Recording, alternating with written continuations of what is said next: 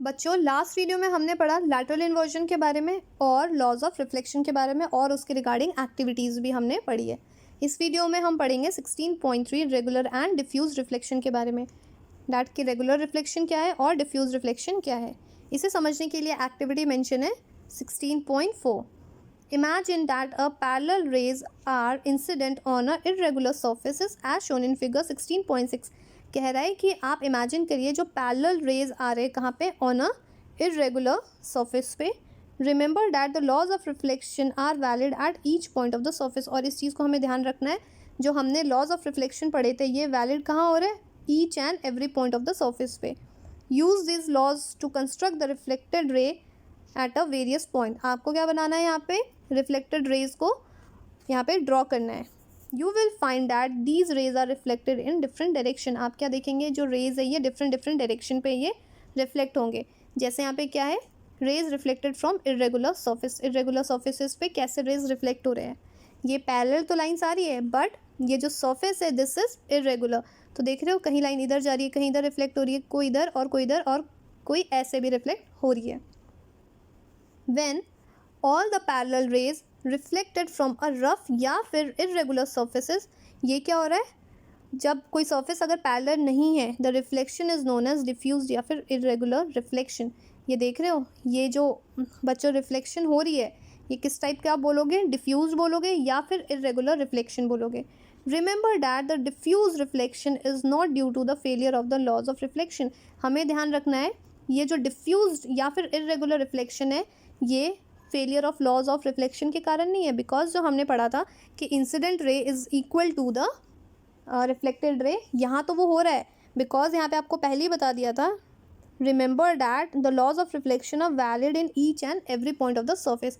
इसलिए ये किसके ऊपर डिपेंड हो रहा है, it is due to the irregularities of the surface. तो इसलिए यहाँ पे मेंशन है it is caused by the irregularities in the reflecting surface. ये जो रिफ्लेक्टिंग सर्फेस है ये क्या है, इरेगुलर है, लाइक दैट ऑफ द, जैसे कार्डबोर्ड का होता है। ऑन द अदर हैंड अगर आप दूसरी चीज़ों की बात करोगे, reflection from the smooth surface like that of mirror, it is called a regular reflection. अगर रिफ्लेक्शन आप किस पे ले रहे हो, मिरर पे, सर्फेस आप मिरर लोगे तो वहाँ पे जो रिफ्लेक्शन होगी ये कैसी होगी, रेगुलर रिफ्लेक्शन होगी। जैसे फिगर कहाँ दे रखा है 16.8, this one images are formed by a regular reflection. ये देखिए यहाँ पे ये जो लाइट पड़ रही है, ठीक है, सर्फेस क्या हो गया, बिल्कुल प्लेन है, दिस वन ये लाइट आ रही है और ये सब क्या हो गया बच्चों, ये रिफ्लेक्ट हो रहा है। पर आप देख रहे हो दोनों के बीच में डिफरेंस कितना ज़्यादा आ रहा है, इरेगुलर सरफेस पे और ये देखिए रेगुलर सरफेस पे कितना ज़्यादा डिफरेंस है। बढ़ते हम आगे नेक्स्ट पेज पे। Do you see all objects due to a reflected light. कह रहा है जितने भी ऑब्जेक्ट्स आप देख रहे हो क्या वो रिफ्लेक्टेड लाइट के कारण ही देख रहे हो। Nearly everything you see around is seen due to a reflected light. कह रहा है कि मेनली क्या हो गया, ज़्यादातर कुछ भी आप देख रहे हो ये सब किसके कारण हो रहा है, रिफ्लेक्टेड लाइट के कारण। Moon for example receive a light from the sun and reflected. Moon के पास क्या हो गया, अपना लाइट नहीं है, तो आप कैसे देखोगे, मून लाइट कहाँ से ले रहा है, सन से, और वो रिफ्लेक्ट कर रहा है जिसके कारण हम मून को देख पा रहे हैं। That's how we see the moon. इसके जो ये तरीके, इसके कारण हम मून को देख रहे हैं, बिकॉज अगर मून लाइट एमिट नहीं करेगा तो हमारे आंखों तक वो नहीं पड़ेगी और जिसके कारण वो मून विजिबल नहीं होगा। The objects which shine in the light of the other objects are called illuminating object। अब यहाँ पे बात आ रही है दूसरा, यहाँ से क्वेश्चन बहुत इंपॉर्टेंट है। illuminating object क्या होता है, कह रहा है the object which shine in the light of other object. दूसरे लाइट के शाइन से अगर कोई ऑब्जेक्ट क्या हो रहा है, चमक रहा है, शाइन कर रहा है, उसको आप क्या बोलोगे, illuminating object। Can you name some other objects of illuminating। Example बताने के लिए कह रहा है there are other objects which give their own light. But कुछ ऐसे भी ऑब्जेक्ट्स है जिनके पास क्या है, अपनी लाइट है, सच है सन। सन के पास क्या है, अपनी लाइट है। फायर हो गया या फिर flame of the candle and the electric lamp, इन सब के पास क्या हो गया, अपनी लाइट है, इनके पास अपना सोर्स है। The light fall on our eyes, इनकी जो लाइट है ये हमारे आंखों तक आ रही है। That is how we see them, और इसी के कारण हम देख पा रहे हैं। The object which emit their own light are known as a luminous object. और जो ऑब्जेक्ट के पास अपनी लाइट होती है इसको आप क्या बोलोगे, ल्यूमिनस ऑब्जेक्ट। तो यहाँ से दो चीज़ें हो गई, इल्यूमिनेटेड ऑब्जेक्ट्स और ल्यूमिनस ऑब्जेक्ट। तो दोनों में बच्चों डिफरेंस क्लियर है, ये एग्जाम में आता भी है काफ़ी बार, तो कंफ्यूज नहीं होना है।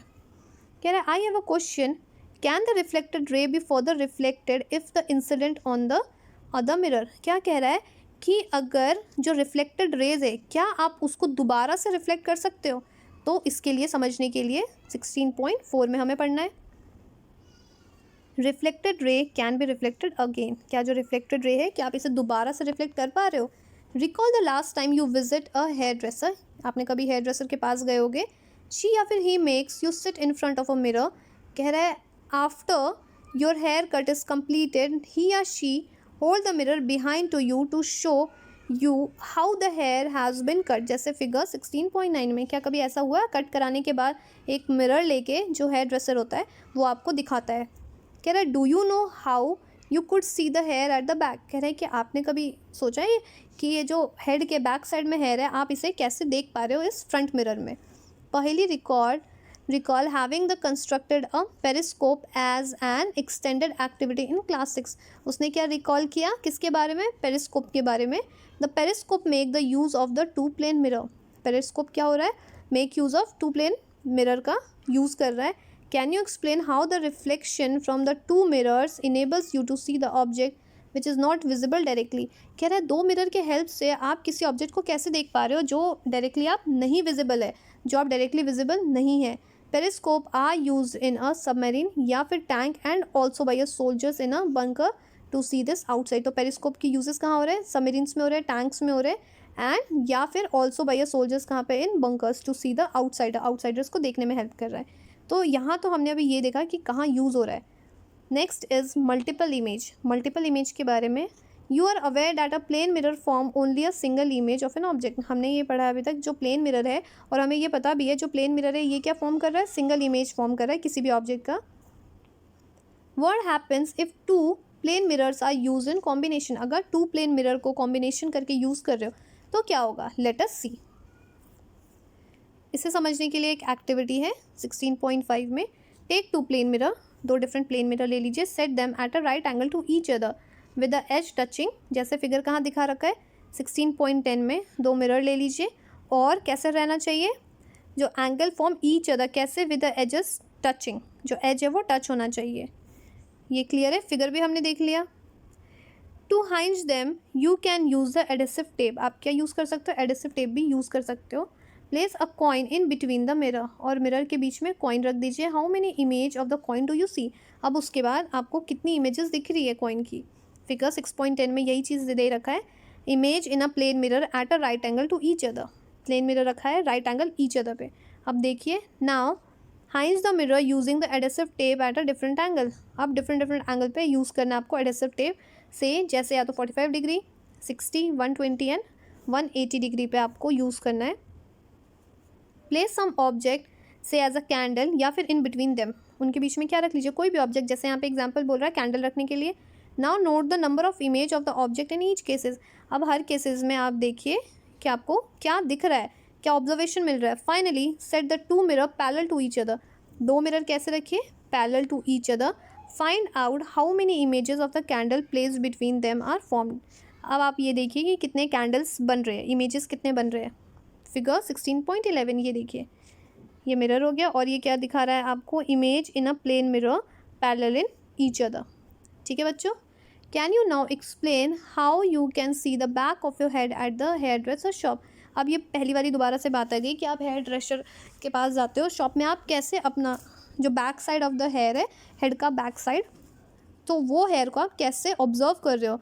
This idea of the number of the image formed by the mirror placed at an angle to one another to used in a kaleidoscope to make the numerous beautiful pattern। तो ये वाला तो बच्चों समझ में आ गया कि प्लेन मिरर अगर आप कैसे रख रहे हो, राइट एंगल पे रख रहे हो तो वो विजिबल है, तो इसका भी आंसर आपको मिल गया। अब यहाँ पे बात हो रही है कैलेडोस्कोप की, देखते हैं कैलेडोस्कोप कैसे आप बना सकते हो खुद से। एक्टिविटी 16.6 में, to make a kaleidoscope get 3 rectangular mirror strip each about 15 centimetre long and 4 centimetre wide लेना है आपको। Join them together to form a prism as shown in the figure 16.12। ये देखिए किस शेप में लेना है आपको, प्रिज्म के शेप में आपको ज्वाइन कर देना है। Fix this arrangement of the mirror in a circular cardboard, और इसको कहाँ रख दीजिए, सर्कुलर कार्डबोर्ड में से फिक्स कर दीजिए।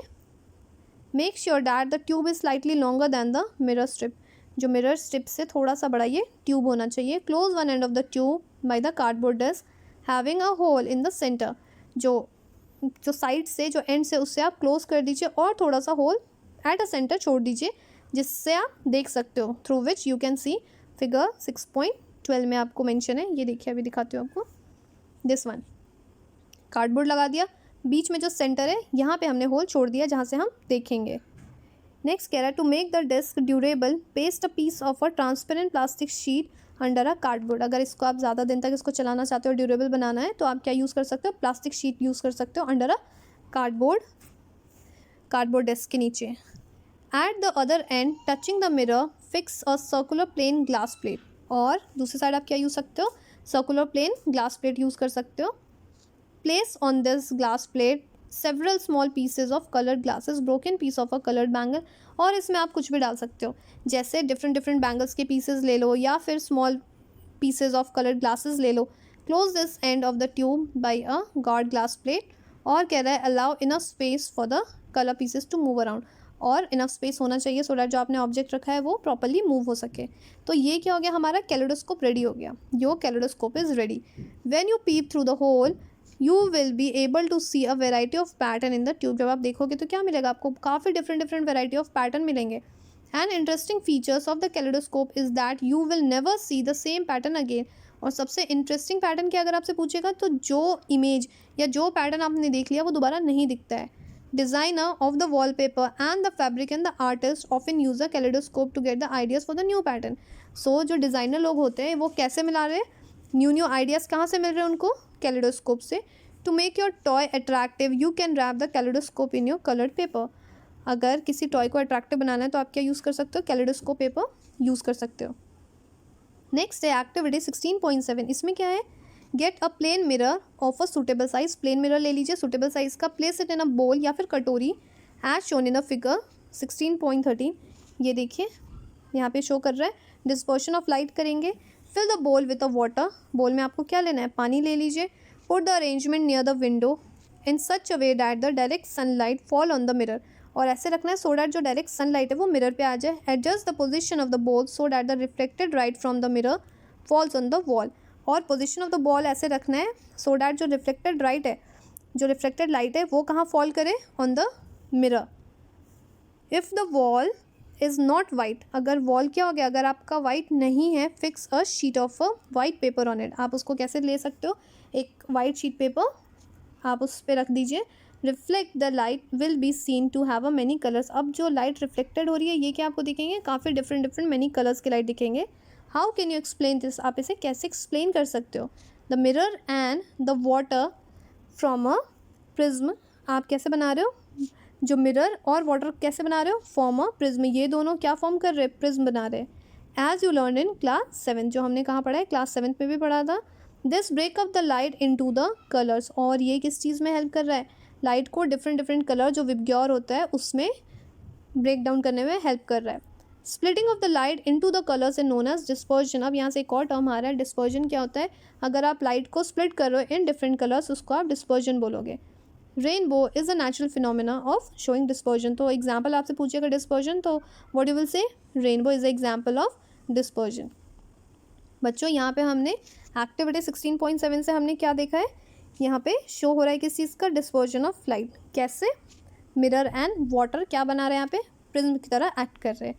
Next is 16.6। यहाँ पे क्या हो गया, सनलाइट वाइट और कलर्ड। ये जो सनलाइट है ये वाइट है या फिर कलर्ड है।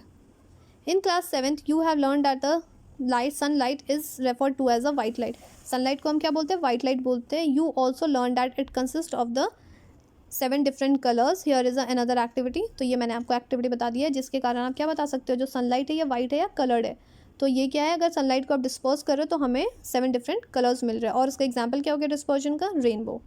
क्लियर है बच्चों। नेक्स्ट वीडियो में हम पढ़ेंगे 16.7 what is inside our eyes के बारे में।